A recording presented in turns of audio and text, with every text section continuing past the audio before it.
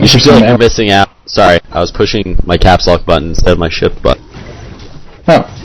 I said the most insightful thing you probably would have ever heard, and you didn't even get to hear it. I'm pretty disappointed. Almost as good as you talking about turtling with Bubble. Yes. That is I'm pretty disappointed I didn't hear it now, but yeah. Looks like the Legion team really needs to initiate right here. They can't let them take 2 racks or else they're done. I mean, they're in a pretty compromising position right now already, and 2 racks down and they're done. Here comes Malik. Go for the last ditch after. And there's the Bombardier ult. They do a good job of spreading out, and that did not do as much damage as it needed to, I think. The Plague ult doing a lot of damage, though. Sandwraith's going to just run away. So they are going to defend these racks. Well played by the... going to die. Oh, man, it's going to be a close one. Oh, man, gets blown up. And that's really good, actually. Getting Rax manhandling Malik in the entire game with that cursed ground. Yeah. Getting that Rax and that mid tower, and then taking out Malakin while Sandwraith lives was, I think the Hellborn came out on top, even though they lost 4 heroes. Yeah, Valk died, but I mean, Valk died, but they got, exposed a Rax, got one of the Rax to half life, and took a Rax, so can't really argue with those odds. Sandwraith pulling the tower deny, and all outer towers are now down. Oh, never mind, Legion still has one. So, yeah, top lane pretty much seems like it has had no action this game, since both outer towers were still alive until like 10 seconds ago. Yeah, no, it really hasn't seen any action. Those were Malakin and Sandwraith, Sandwraith obviously started out and really no action on him early game, so it's pretty high still. What do you think Sandwraith's going to go for next? Like, Sandwraith pretty much has every item option in the game, and is at 3,400 gold, so I really don't know why he has that much gold unless he's going for a Doombringer, which would be really weird. Or a second Mach. I don't think they stack, dude. Yeah, they must stack. No, they don't stack. Oh. They don't. You're dumb. That was the whole point of me saying that. Sorry, I don't realize irony. Yeah, I'd actually like to see him pick up a heart right now, and I think that's what he's going to go pick up. That would be definitely best. Yeah, heart would be great on him right now. Apparently, running away from the secret shop though, because he's afraid of it. So running to those H's. Hit double damage right there. I'm pretty sure Dragon Master going to get it. Yes, Team Spectator coming back with our double damage Dragon Master. Yes, but yeah, I think it might. Excuse me. I'd like to see him pick up that heart just because he has been dropping pretty low in these team fights, and he's gotten killed in quite a few of them. So pick up a heart would really just benefit him immensely. Or just wants to pick up 10,000 gold before buying any items. They are going to go for the second Kongor kill. Pretty sure the Legion knows about it, or yeah, they're all pretty much just randomly standing in the jungle, so they definitely know about it. And, yeah, I mean they don't have any wards, but they must know something's going down. Obviously, no heroes on the map. They pretty much expect something's going to happen. This is getting really low really fast. They needed to go in before they take out Kongor, but I don't really know if the Legion can win this fight. They're getting plague armor ready in. Oh, he hits the right person for sure. He needed to hit Sandwraith. Has Sandwraith even ulted yet? No, he did. Just ulted, yeah. Really low. Sandwraith at 400 health. I think Sandwraith should get out of there, but now he wants to rape Bombardier first. Yep, Malakin trying to take out Sandwraith. Sandwraith getting colder, and Sandwraith does go down. And Malakin did pick up the token, so that's actually a really big deal too. But Malakin getting cursed ground, and that means he's inevitably gonna die.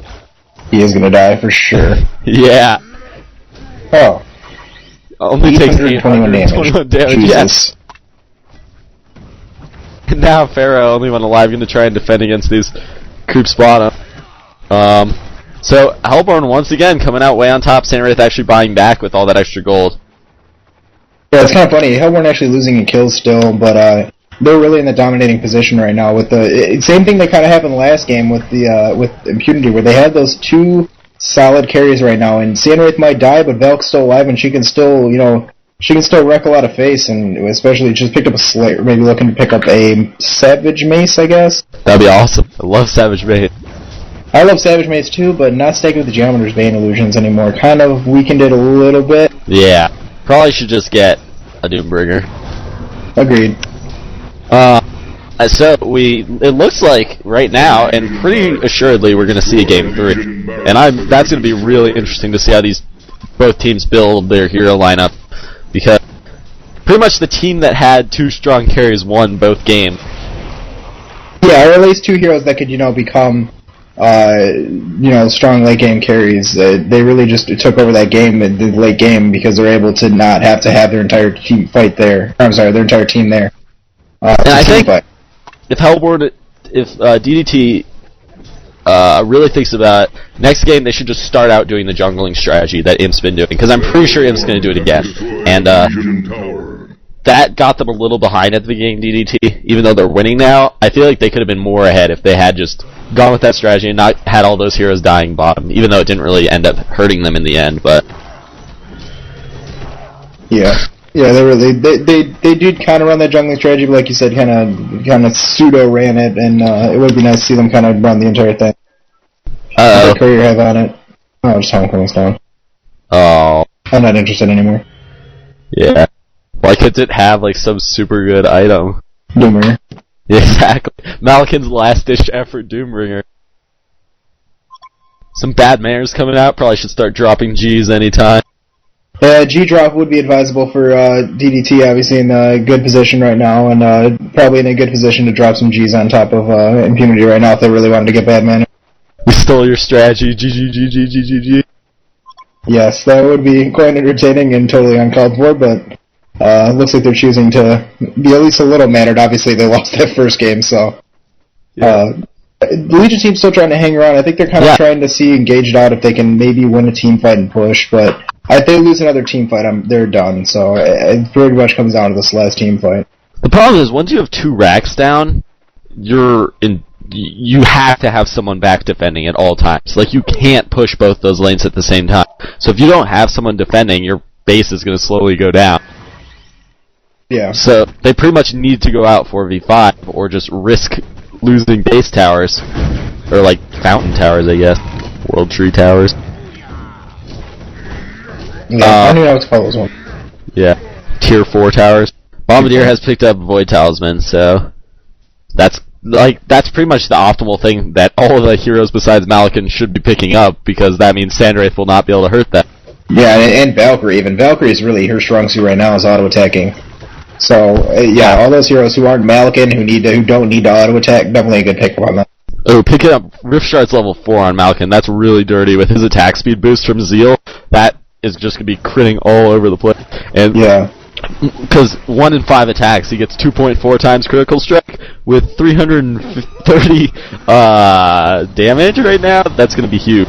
That's like over 700 damage per attack. Damage. Yeah. Sandwraith picking up kills though with that ult. That ult doing huge damage to the Legion team. Malakin coming out, gonna take out Jester, and now we see the epic battle. And by that I mean Malakin running away from Sandwraith, and Sandwraith coming into the forest, and Malakin. Jester picks up the kill. That Gosu curse ground again. Oh my gosh. He has 5 kills this game. I swear in my life they've all been on Malakin. All Malakin. Yeah, I believe it.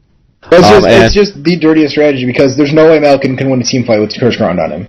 Absolutely and not. I'm really surprised the Hellborn is not... Oh, they're waiting for creeps. Okay. Now they're pushing. And if they get these racks, then they can play the waiting game and win. Yeah, I don't see Legion coming back from a 3 racks deficit, so... Yeah.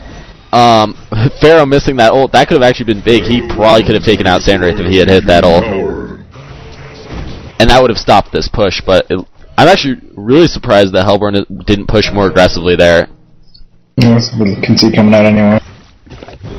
Yeah, they don't. It's not really a big deal. Yeah, there's the concede. So DDT picking it up and on to game 3. Pretty excited actually. This game should be really interesting. Both teams should look to pick up a strong carry and a strong semi-carry for sure. Because if they've been paying attention, that's what's won the game for both teams. Yeah, and obviously 2 very well-matched teams. Is he taking out Bubbles? I know Bubbles still here too. Bubbles taking out Bombardier, so apparently a final battle between Bubbles and Bombardier. Yeah. No, but yeah, two well evenly matched teams, so it has been a very good series, and coming down to a lot of late game team fights, very interesting fights, so definitely looking forward to game 3. Absolutely. Tune in, guys, for game 3 coming up soon.